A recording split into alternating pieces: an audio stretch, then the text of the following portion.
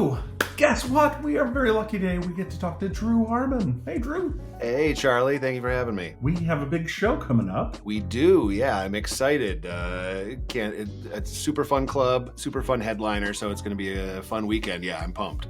Stan's is a great room. They always get amazing crowds here. But yeah, it's a super fun club as well. Great staff, great crowd. So it'll be, it's always, yeah. Easy laughers. That's what I like. Oh, yeah. Great chance to hang out for the weekend. All right, so let's go in the time machine. Let's go back in history. Give me your CV. How long have you been doing comedy? How'd you get into it? I've been doing stand-up for 18 years, grand total. I started when I was 7 years old, but I had just gotten laid off from a radio job and had a little chunk of money, and I'd been talking about it for ages. And my wife said, why don't you just go and do a few open mics for a month or two while you find the next job? And just thought I would scratch that itch and be done with it.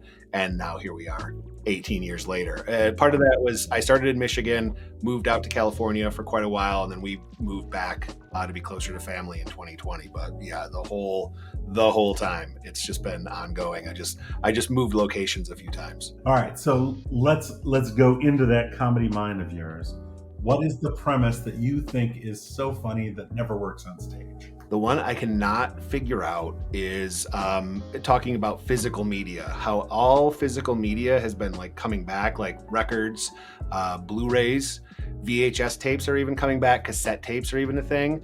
But the only one I know will never make a full comeback is old school porn magazines. And it's a funny concept, but I can never the initial introduction of the concept gets more of a laugh. And I've tried different takes on it to kind of talk through it, because the funniest thing to me is that you can still find all of those at like estate sales and flea markets and stuff, which is always like, hey, it's my dead grandpa's old spank bank and I'm trying to sell it at the flea market. Let's spank it to the classics. And the only people who laugh are comics. It's the only people, like the rest, everyone else, as soon as you kind of introduce that concept and like all these people in these magazines are dead. All of these people are dead and they were owned by dead people. And I cannot, for whatever reason, I cannot get it to land the way I want it to. And it's one of those where like every 3 months I take another stab at it, rewrite it, and I'll take it on stage a few times.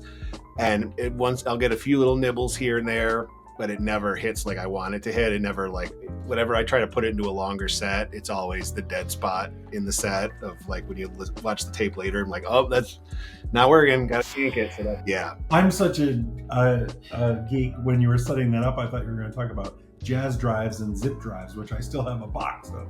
Oh, the jazz drives, I still have a few of those sitting around. I have so many. This thing back here has so many hard drives of like 4 gigabyte or 4 terabyte hard drives. And at one point I was pulling stuff off of zip drive, when that was still working, and I had DV tapes and I was pulling all that. I'm like, this stuff is going to die soon. So I had an old Mac and I was using that to pull everything onto a hard drive. So somewhere in there is a 4 terabyte hard drive that has like the first 5 years of my stand-up that was all DV tapes and on zip drives at one point. I collect cassettes, I have records. I'm that guy who has all the physical media, but the only one, the porn magazines, because it's like, I can explain like the physicality of like putting a record on a turntable, but I can't explain to a hipster like the physicality of like, well, first you flip past the Winston cigarette ads and then you get to this person who's now a real estate in Arizona. Like, yeah, it just doesn't work. All right, so let's talk about kind of some of the greatest hits. What big festival, a great venue, someone you open for? Like, what are your pride points as a comic? Okay, see, big ones, becoming a regular, and I didn't mean to do this, but the Punchline in San Francisco is like still my favorite club. I consider it my home club.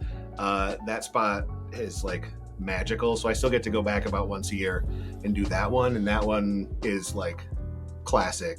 But other spots I've been to, the theater they do shows at in Asheville, North Carolina for the Asheville Festival. I've done that one a couple of times, and that one is just, it's like magical. Of like, that crowd is into it, it's smart, you're this beautiful place. That one's fantastic.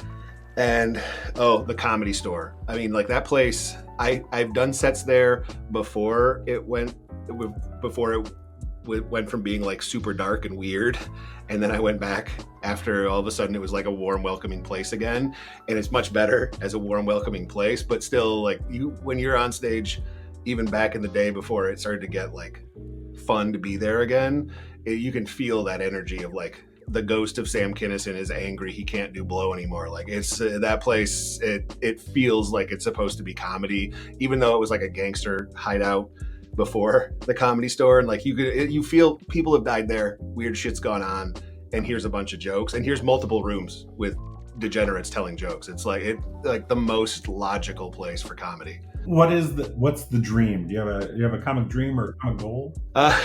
I'm old enough and I've been doing it long enough that most of the dreams have kind of fallen by the wayside.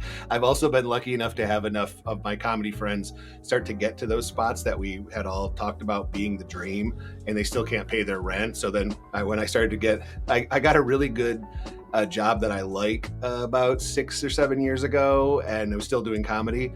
So I'm at the point now where like I want to keep my day job, I want to do that, but I still want to be a good writer and want to be able to perform regularly out and about.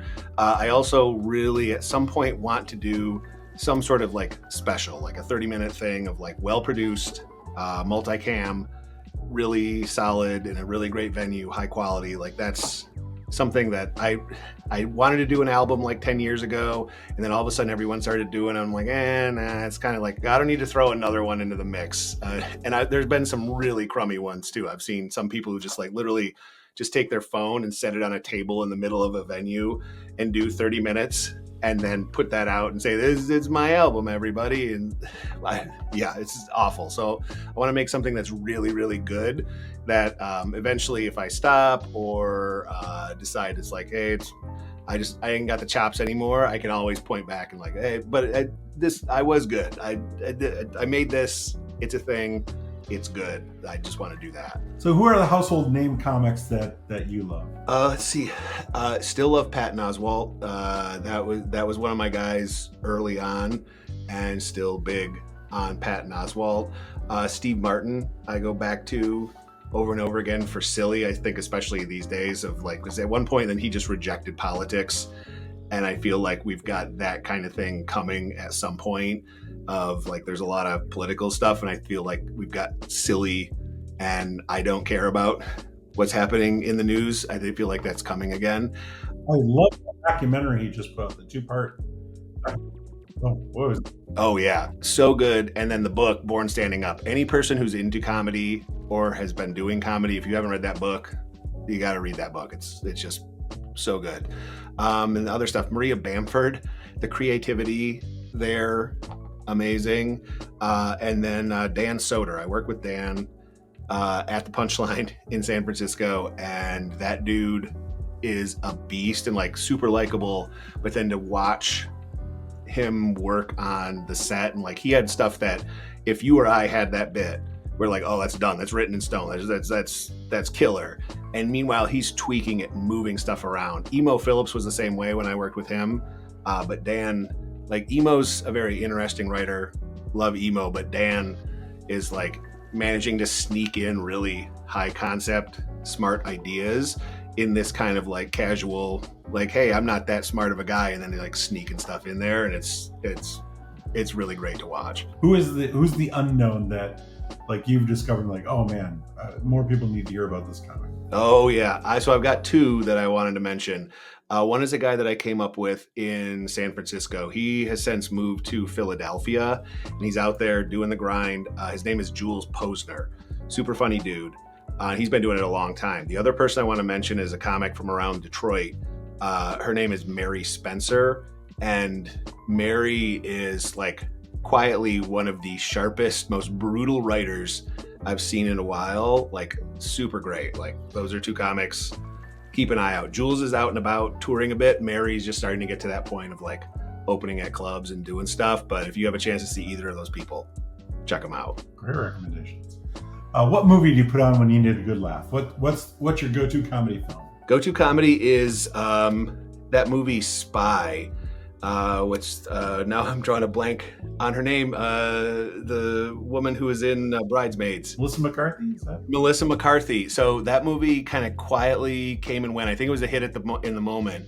That first hour of that movie makes me laugh as hard as Borat did the first time I watched it. Like the first hour of that is like gut-bustingly funny. It's really well made. I think Melissa McCarthy kind of gets passed by because she made too many movies too quick, and a lot of them were kind of duds. But Spy, if you want to laugh and you don't want to just revert to the old stuff, like the Mel Brooks stuff, Spy is still holds up really well. All right, so really excited to welcome you to One Night Stands. One Night Stands is a great room. It's going to be a lot of fun. Come check us out at One Night Stands in Waterford, Michigan on November 14th, 15th, and 16th. Tickets are available on the website. It's going to be a lot of fun. Going to be great shows. So come check it out. Get some popcorn. That's right. Salty humor and salty popcorn. Oh, it's good stuff. Looking forward to the show. See you soon, Drew.